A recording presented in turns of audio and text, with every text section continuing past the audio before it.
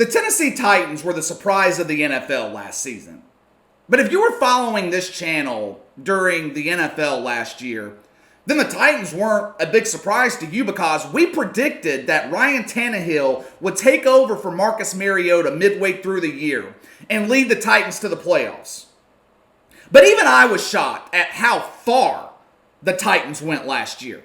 No one knew, no one could have predicted the Tennessee Titans would be in the AFC Championship game. And the road they took to get there, beating Tom Brady and Lamar Jackson and two of the best defenses in the league last year. The Titans were great. They were great last year. And they look to be good again this year. They're actually my favorites to win the AFC South. I think we're going to see regression in Houston, with Bill O'Brien trading away their most dynamic playmaker. Ryan Tannehill obviously was a big reason for the success in Tennessee last season. And he was rewarded with a new contract. But there was another player that was instrumental to the Titans' success. And Tennessee rewarded him with a new contract earlier this week to the tune of 4 years and $50 million with nearly $26 million guaranteed. Of course, I'm talking about running back Derrick Henry. I could not disagree more with this contract. I don't like it. We have talked about this before on this channel, but a portion of NFL teams can't seem to grasp this concept. And the concept I'm talking about is you don't pay running backs in the NFL. I don't care if it's Ezekiel Elliott. I don't care if it's Derrick Henry. I don't care if it's Alvin Kamara with my Saints. You don't give running backs big money contract extensions. There is too much data out there, too much evidence against paying running backs. I'm not taking anything away from Derrick Henry. I like Derrick Henry. I think he's one of the best backs, if not the best back in the league. The guy deserves his money. He's earned it. I just don't agree with paying him. But he's earned his money. I'll even go as far as to say that the Titans wouldn't have made it to the playoffs last year had they not had Derrick Henry in the backfield. He was an absolute force, made the Pro Bowl, led the league in rushing. There are 4, maybe 5 positions in the NFL that warrant big money contract extensions. Quarterback is obviously at the top of the list. Then you got left tackle, an edge rusher or defensive end, cornerback.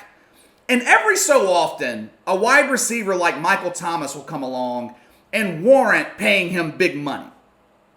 Every other position gets the scraps, the money that is left over on the salary cap after those 4 or 5 positions are paid. What do all of those positions I just laid out, what do they have in common? It's not hard to figure out if you think about it. They all have a direct impact on the passing game. Quarterback, obviously, the most important position on any team. The left tackle blocks for the quarterback. The receiver creates space for the quarterback. The edge rusher in the corner, they're on the field to stop the quarterback, stop the passing game. So why would a team like the Titans commit a decent portion of their salary cap to a running back that is going to be 26, 27, 28 years old for the length of this contract? Once most running backs hit the age of 25, their decline begins. With all the evidence that we have pointing to the fact that it is a terrible idea to pay running backs, the Titans did it anyway.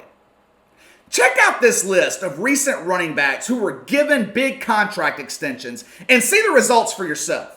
We'll start with Todd Gurley. The Rams, they gave him that huge extension back in 2018. He had 1 good year on that contract. Then he ends up hampered by injuries most of last season. His production dropped almost 40%. Now, this year he's going to be playing in Atlanta. Speaking of Atlanta, the Falcons, they made Devontae Freeman the highest paid running back in the league before the 2017 season. The 2 years before that, he had 2 straight 1,000-yard seasons. He was 25 going into the 2017 year. And he hasn't had another good year, hasn't had another 1,000-yard season since getting that contract. The Falcons ended up cutting him. I could keep going. What about Le'Veon Bell? The Jets, they make him the second highest paid running back in the league last all season. How'd that work out for the Jets? Le'Veon Bell was terrible last year. He was god-awful. Career lows in yards per attempt. He had just 3 rushing touchdowns. Well, what about Ezekiel Elliott? He got his money, and he had a good year last year. There's always an exception to any rule. But Ezekiel Elliott also hasn't hit 25 yet. That happens this year. He will be 25 this year. And did he really have that great of a year last year?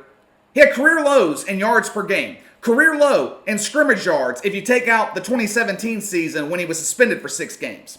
Career low in attempts per game last year. What do all these running backs have in common?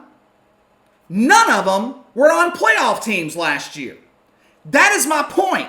The running back position has become almost, I don't want to call it useless, but it doesn't have the same impact as it did 15, 20 years ago. The NFL is a passing league. Only one team last year ran the ball over 50% of the time. That was the Baltimore Ravens. And Lamar Jackson accounted for 30% of those touches. So on a lot of those plays, they were not called runs. They were passing plays that broke down, and Lamar Jackson ran the ball. You look at the successful teams around the NFL, and I'm not talking about the one-and-dones, make the playoffs, and then they don't make the playoffs again for another 5 years. I'm talking about the teams that are in playoff contention almost every season. One thing they all have in common, they don't overpay running backs. The Chiefs, the Saints, New Orleans let Mark Ingram walk in free agency because they didn't want to pay him. They're probably going to end up doing the same thing with Alvin Kamara unless they can convince him to take less money to stay on a winning team. When is the last time the New England Patriots paid a running back? Hell, the Patriots, they don't pay anyone. Yet, every year, no matter who they trot out on the field around Tom Brady, the Patriots are making the playoffs. The Steelers, they let Le'Veon Bell walk. Obviously, that was the right decision. Teams that pay running backs set themselves up for failure. It happens almost every time. Now, is this going to be the case for the Tennessee Titans? Only time will tell. We'll find out. But history tells us this is not going to end well.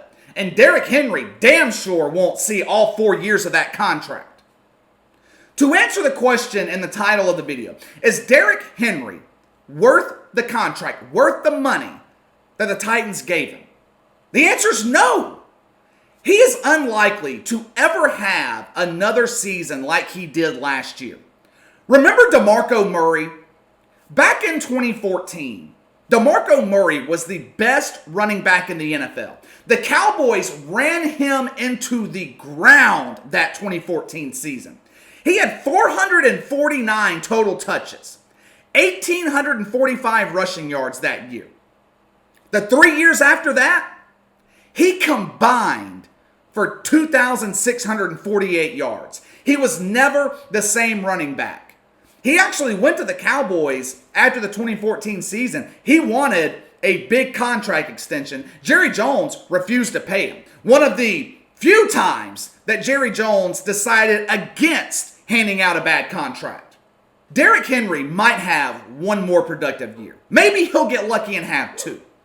But NFL history tells us that once a running back hits 25, 26 years old, their productive years are over. There's a reason people say the NFL stands for not for long. All right, that's all for today. Make sure to hit that like and subscribe button for me. Click the notification bell to receive all notifications from the channel. Leave me a comment in the section below. Do you think Derrick Henry will be worth his contract? Let me know your thoughts. You can follow me on Twitter at KC_BTL84. If you have any questions or a topic you'd like me to go over, you can email me at BTLKC84@gmail.com. Enjoy the rest of the weekend. I will see you guys next time.